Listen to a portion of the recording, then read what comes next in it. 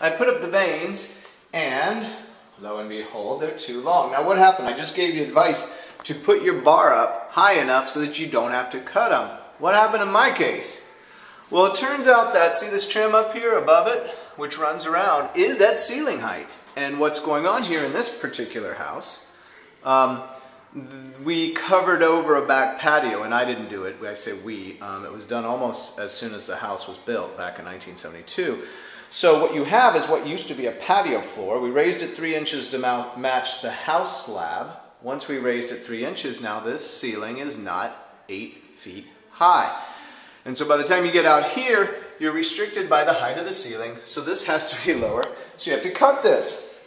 Okay, cut your vanes, which is a pain, and I don't like to do it, and I wouldn't have if I had the ceiling height. Okay, and I'll show you on the others I do have the ceiling height. So here's one I cut 5 inches off. And let me see if I can demonstrate how to do this simply.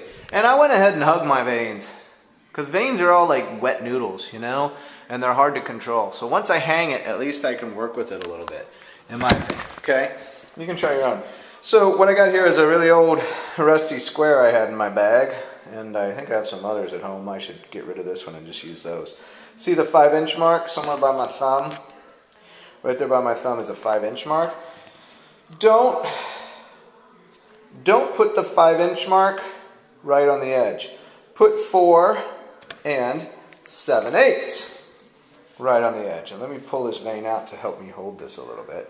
You know me, I like to work alone, and this is kind of an alone job. And so I'm putting it, if you can see it in, it's 1/8 inch in. I'm lining the square up here, and I don't have to draw any lines or anything.